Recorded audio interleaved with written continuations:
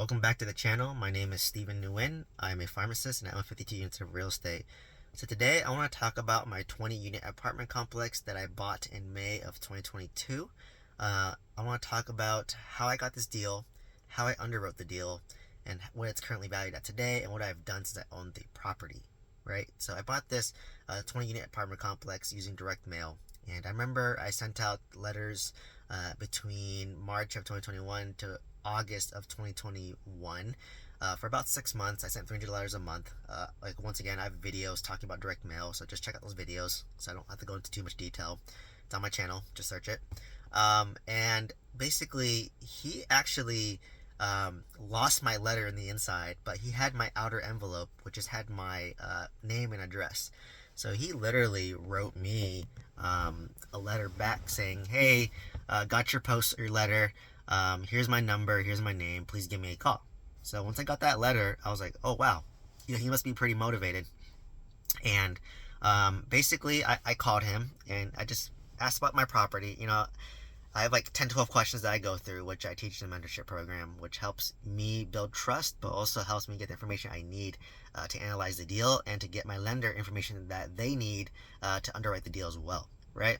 So, and from there, basically, he found out that he's a business owner. He lives in New York. He owns a property in Enid, Oklahoma.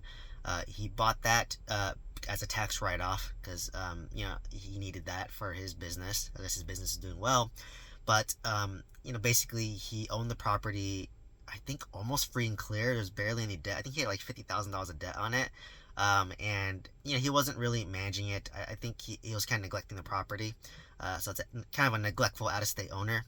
And basically, he wanted to sell that, take the money, and dump it into his business, right? So he wasn't motivated to own real estate anymore. So basically, he came up to me and said out the gate, "Oh, I want tax assessed price for this property." And for me, that instantly got me excited because I know tax assessed price is typically a good deal. If you're getting tax assessed price, it's a good deal, right? It's going to be a good deal. So I was really excited. He was really motivated. So I was like, all right, let me underwrite this deal with my lender, right? So I sent this to Bank of the West, which is what I use. And unfortunately, they said no, like, we don't like this deal. And I was like, huh. So I was like, all right, well, let me ask multiple other lenders. So I reached out to all my brokers, all my lender contacts. I asked the owner for his current lender, and even his current lender was just like, yeah, like, we could lend on it, but honestly, he doesn't take care of the property. He doesn't. It takes him forever to like make a repair. He didn't seem like he was a good owner operator, right? Because lenders, when you do multifamily, you have to treat it like a business, right? It's not like single family homes or residential. It's like an actual business. So they want you to like take care of the property, right? Because the lender owns the majority of the deal, right? So basically, I kind of sensed that, okay, there's gonna be a lot of deferred maintenance on this property, but hey, that's how you make money, right? You gotta do stuff that people don't want to do or not motivated to do, and that's how you make money. So basically, long story short, I finally got this to a hard money lender and said, "You know what, Steven, we'll lend this to you with 25% down, 9% interest only. We'll cover the renovation cost up to 100,000. But what makes sense for us is 350K. So the guy wanted 420K, and the lender is only 350K. So during this whole time, I was pretty transparent with the owner, saying, "Hey, I reached out to this bank. They said this. They didn't like it." And I would just keep him posted every single time, right? Like, he would know exactly why I got rejected. It wasn't me. I'm not the bad guy. It's the lender, the bad guy.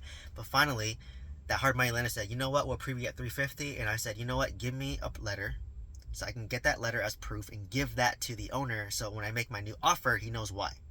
So then I basically texted the owner and said, "Hey, I got pre-approved to buy your 20 unit apartment complex for 350K. I got approved by this hard money lender. Here's the proof." And he said, "You know what, Steven? I'm okay with that. Draft up the contract." So I basically sent him the contract and, started my due diligence. And during the inspection, found out that one unit was completely burned down, burned down 5 years ago, and he never fixed it. So what does that mean? He has bad insurance, or maybe he's too cheap to pay for it. That's deferred maintenance, right? There are some units that, had to be vacated and rip out the carpet because of bed bugs. And, to this day, I still have issues with bed bugs, unfortunately. But I basically had to not only add flooring on those units, but had to fumigate all 20 units, which cost me 10K.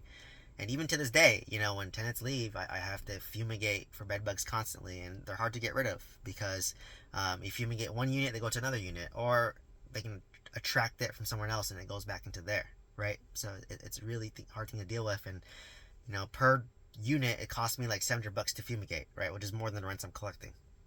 But in any case, he was kind of averaging around maybe 350 to 400 in rent, and I knew the market rents was around 500, 550, which is what I'm getting today. But this one needed a lot of renovation, right? Like to fix that burned down unit, it cost me $40,000. Luckily, the roof was 5 years old, so it's relatively new. The exterior was okay.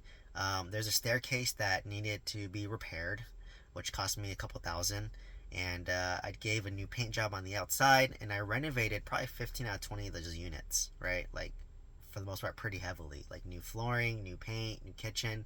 Some I just kind of touched up. But, at one point, I kind of average around 85 to 90% occupancy in this property. So, usually about 17 or 18 are always occupied, 2 or 3 vacants. And I have been getting around 500 to 550 bucks a month in rent, but it's C class, maybe C minus class demographic. It's in downtown Enid, Oklahoma, near a event center. So it's kind of more C minus class tenants, not D, but not C, maybe C minus, becoming C. So basically, I was able to raise the rents from on average about, let's just call it 150 per door times 20. So basically, that's about, what is that, $3,000 a month times 12. I can increase the NOI by 360,000. So it's a 10 cap market. So you can increase the value by 360K, right? So basically, I bought for 350.